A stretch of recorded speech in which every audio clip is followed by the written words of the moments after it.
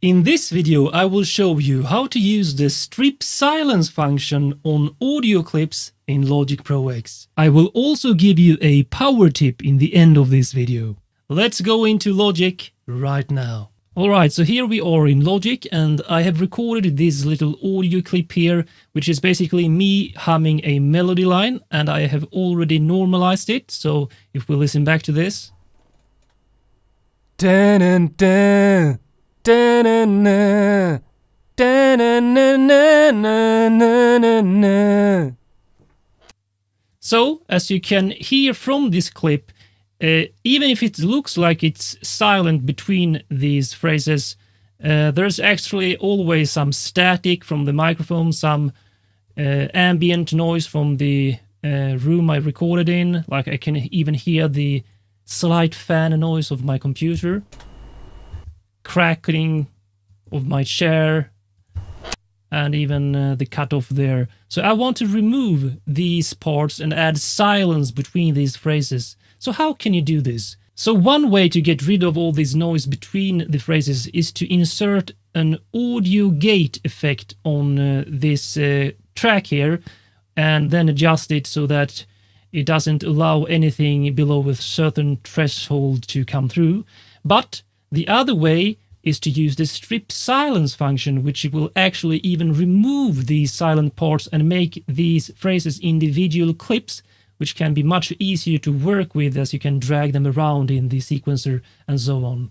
So here's what you do. First you go up here and bring up the secondary toolbar in Logic, and then you want to look for remove silence, and it's not available here, so you right click, customize toolbar, remove silence, and now I have this option here. Then you simply select your clip, click on this, which brings up this remove silence window, and as you can see, even the default settings did pretty much what I wanted it to do.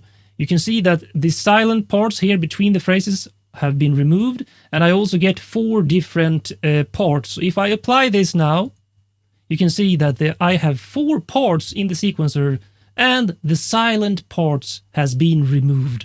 But let's say the default settings doesn't work straight away, like in this case it was set at 1% and the remove silence dialog created clips here from what's actually simply noise that I don't want to have remaining, and it didn't create 2 clips from these phrases. Well, the most important setting is actually this threshold level, which sets the level in percent where it basically cuts off the audio. So this actually works almost as a noise gate, but on a clip level. So instead of simply changing the audio on the channel, it actually creates new clips. So the threshold value is by far the most important setting, but then you can also change the minimum time to accept as silence. So if I increase this, that's not 2 parts now, so decrease this. And then you can adjust the attack time, meaning the time before the clip. As you can see, it moved slightly here before, and as well as the release time, which extends the time after the clip before the silence comes in. Now here's a power tip to use this feature much faster, and as always I recommend using a key command.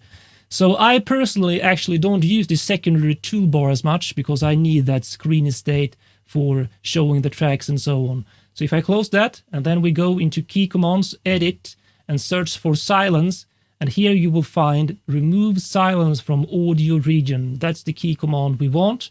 I think I have the default one here, which is Control X. So if we close this window, select the clip and use the key command Control X, and we get the same window, remove silence, where you can adjust the settings until you are happy, click OK, and now you have removed the silent parts and even got these clips, which you can drag around in the sequencer if you wish. Subscribe now and watch a lot more videos on composing music, producing music, sound design, Logic Pro X, and much more. I'll see you in the next video, my friends.